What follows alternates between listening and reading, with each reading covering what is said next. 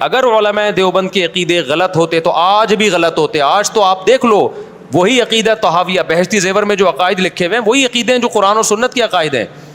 المحند المفند پہ اعتراض کیا جاتا ہے اس کے عقیدے قرآن و سنت کے خلاف ہیں. ایک عقیدہ بھی قرآن و سنت کے خلاف نہیں ہے.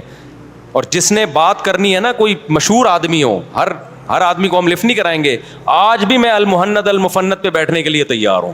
کوئی مشہور آدمی ہو, ہر آدمی تھوڑی ہے, وہ بعض دفعہ غیر مشہور ہوتے ہیں اپنے آپ کو مشہور کرا لیتے. آج بھی بیٹھنے کے لیے تیار ہوں. المحند المفند کی پوری ذمہ داری لیتا ہوں. ایک عقیدہ کوئی قرآن و سنت کے خلاف المحند المفند کا ثابت کر کے دکھا دے. باتیں کرنا بہت آسان ہے, پھینکنا لمبی لمبی, لیکن میں کلپ نہیں بنا رہا, میں سامنے بات کروں گا, دودھ کا دودھ اور پانی کا پانی کر دوں گا انشاءاللہ. تو کوئی عقیدہ علماء دیوبند کا, اور یہ علماء دیوبند کوئی فرقہ بھی نہیں ہے. علماء دیوبند کا وہی عقیدے ہیں جب اسلام ہندوستان میں آیا تو جو اسلام آیا وہی. سوال پیدا ہوتا پھر یہ دیوبندی پہلے تو نام نہیں ملتا, عقیدے سب کے وہی تھے. نام ان کو بعد میں دیا گیا. جب بریلوی فرقہ وجود میں آیا تو ان سے فرق کرنے کے لیے جو بریلوی نہیں تھے ان کو کیا کہا جانے لگا, دیوبندی. ورنہ یہ وہی اسلام ہے بھائی جو صدیوں پہلے آیا ہے. کیونکہ ہمارے یہاں کتابیں جو پڑھائی جا رہی ہیں مدارس میں, یہ اس وقت کی کتابیں تھوڑی پڑھائی جاتی ہیں جو علماء دیوبند نے لکھی ہیں. یہ تو صدیوں پہلے, ہدایہ آج سے تھوڑی لکھی گئی ہے.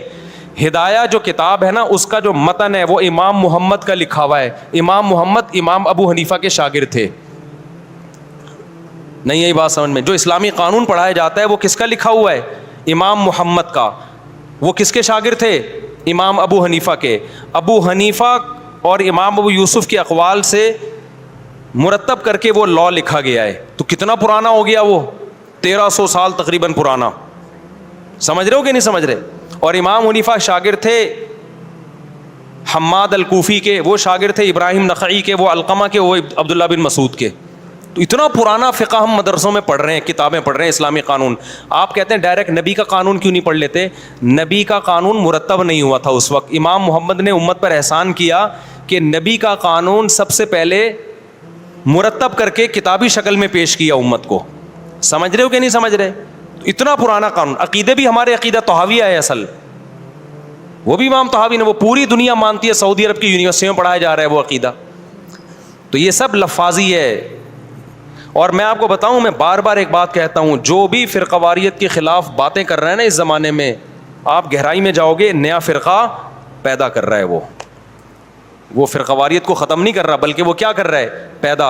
اور پھر ایک اور بات سمجھو کہ دیکھو میڈیکل سائنس یا سائنسی ترقی میں جتنی جدید تحقیق ہوگی اتنی ہی قابل عمل ہوگی, لیکن اسلام میں جتنی قدیم تحقیق ہوگی اتنی قابل اعتماد ہوگی. وہ تو قدیم تحقیق وہ ہے جو صدیوں پہلے ہو چکی ہے, یا وہ ہے جو آج ہو رہی ہے.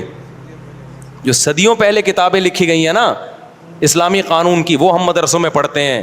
اور اب جو نئے نئے فرقے آ رہے ہیں ان کے پاس کوئی پرانی کتاب ہی نہیں ہے, یہ اب لکھ رہے ہیں کتابیں. تو اسلام اب آیا ہے یا صدیوں پہلے آیا ہے. تو لفاظی ہے آج کل کے اسکالرز کے پاس. سمجھتے ہو کہ نہیں سمجھتے.